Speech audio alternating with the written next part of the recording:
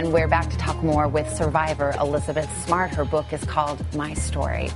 And we'll pick up the story, Elizabeth, with your rescue. But, you know, there were times before the ultimate rescue when you came very close. And there was one incident in particular where a detective walked up to you and you were covered in this veil. Your kidnappers were right there.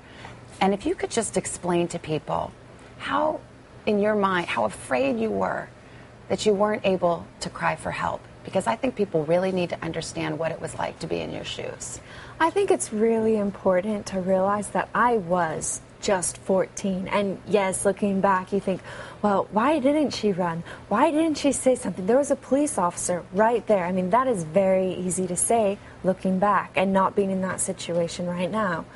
But 14 years old, I had only ever seen him be successful. I had never seen him fail at anything. He didn't just threaten you. He threatened your family. Yes. I mean, he told me if I ever screamed, if I ever yelled, if I ever did anything that they didn't want me to do or say, they would kill me. And if they didn't kill me, they'd kill my family. And what a perfect target my family would make, because one tragedy had already happened to them. You knew they knew right where they all lived. Yeah. What would stop him from a second? There was a time during this 9 months in captivity where he moved you to California.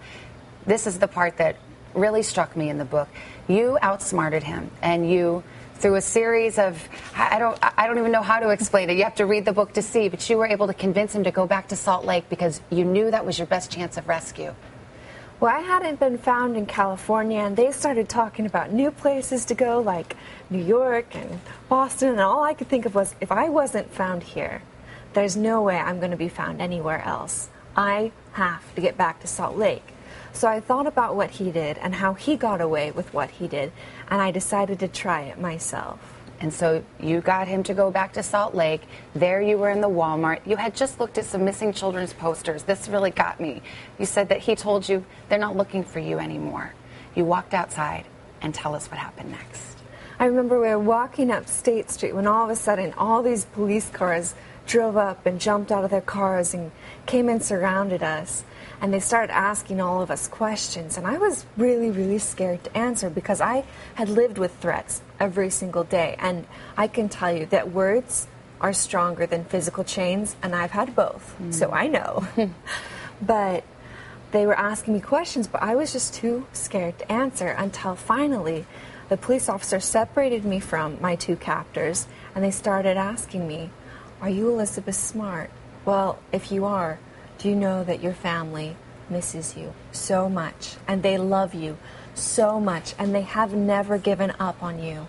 Don't you want to go home?" And it was only at that point that I could finally tell them that I was Elizabeth. The book tells the story of the sweetest reunion with your family. And then years later, you had to confront this man and this woman who was just as much a tormentor in court.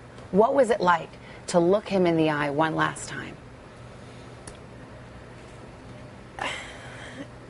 It was because I didn't know how I'd feel looking at him again, being around him again, but looking at him again and realizing that he no longer has any part of my life, and he will never control me ever again or make me feel bad ever again, that he no longer exists in my life, and I never have to let him.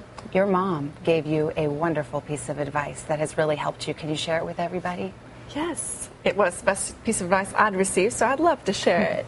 She said the morning after I was rescued, "This man has taken so much from you. There aren't words strong enough to describe how wicked and evil he is. He's taken 9 months of your life from you that you will never get back. The best punishment you could ever give him is to be happy, is to move forward with your life and to do what you want to do. Because by feeling sorry for yourself and by holding on to what's happened to you, that's only allowing him to steal more of your life away from you, and he doesn't deserve another second." And I love to see where you are now. You got married. Yeah. You're back at home. You're still playing your harp. Yes. How did you heal? Healing takes a lot of different forms, and it's different for everybody, and there's not a wrong way, there's not a right way.